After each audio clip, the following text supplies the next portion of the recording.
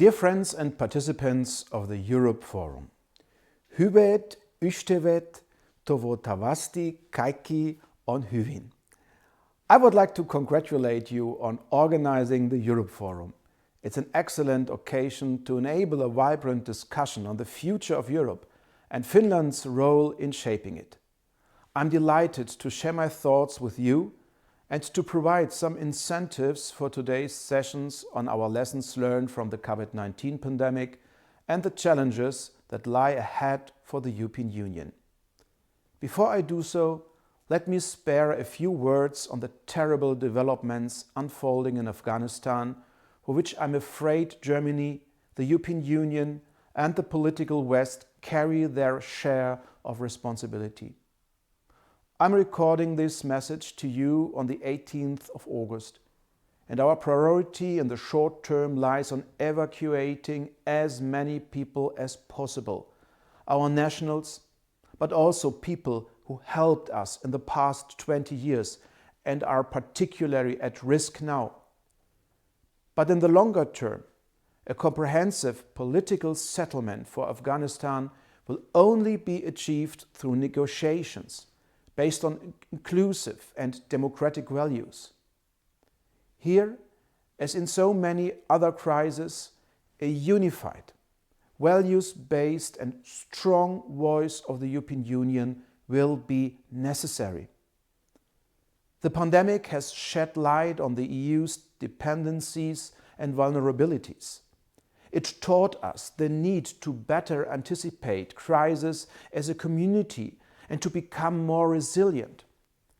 It underlined that we must determine key areas where we have critical dependencies and find ways to reduce them. In other words, it reinforced the call for more European sovereignty. With a view to the rising geopolitical competition, strengthening European sovereignty has already been on our radar before the pandemic. But the COVID-19 pandemic has accelerated this trend.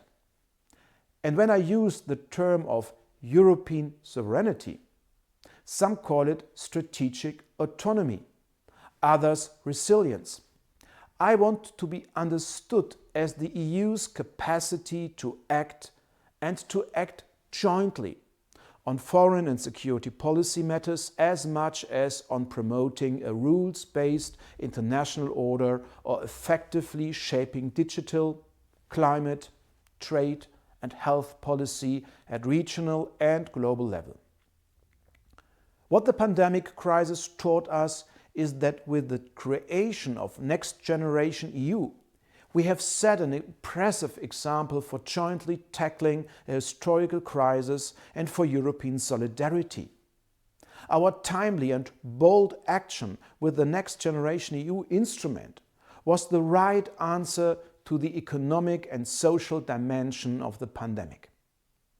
Based on suggestions by France and Germany, we proved that we are able to act quickly to support our economies, our health systems and our citizens for a more sovereign, social and future-oriented EU. And it works. The summer forecast of the European Commission shows that the EU economy will grow by 4.8% in 2021 and will reach its pre-crisis level already by the end of this year. To give a few more examples, our work on the Digital Services Act, the Digital Markets Act, our legislation on artificial intelligence can foster the EU's status as a regulatory superpower and strengthen our digital sovereignty. One objective of the EU's recently updated industrial strategy is to reduce certain dependencies, especially in future-oriented areas such as battery cell production, hydrogen or semiconductors, and to diversify supply chains. This is an important task also for our foreign trade policy as well as for shaping the green and digital transition. But most importantly, the EU is first and foremost a community of values.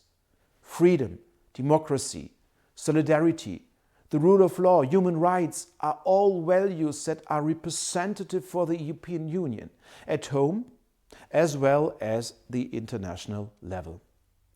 They are inherent to the European model. To be able to promote and effectively defend our values and interests in the world, we need to adhere to our common values also from within. There can't be concessions to the foundations of our union. That's why Germany, as Finland, is very dedicated to the EU's instruments to strengthen and defend the rule of law. This includes the successfully established rule of law dialogue in the Council, as much as applying the conditionality mechanism in the EU budget or continuing the Article 7 procedures.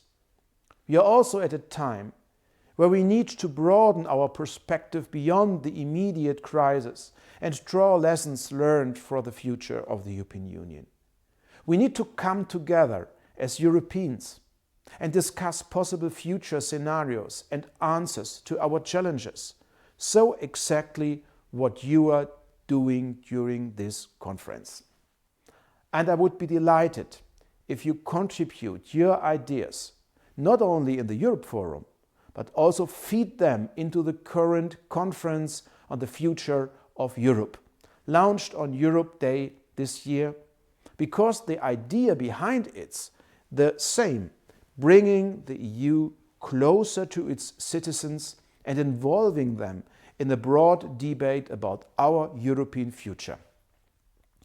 The Conference on the Future of Europe gives us the great opportunity to develop concrete proposals in close exchange with our citizens on how to strengthen the EU's foreign and domestic policy, on how to best address its key challenges for the next decade, including the green and digital transformation of our societies. All Europeans in all corners of the European Union should join in and contribute their opinion on our joint future. I also look forward to the French presidency in 2022, which I'm sure will provide an important impetus for strong, social and sovereign Europe. I'm thus very delighted that this Europe Forum contributes to strengthening European democracy, and I wish you a fruitful exchange, innovative ideas and mutual inspiration. Thank you so much.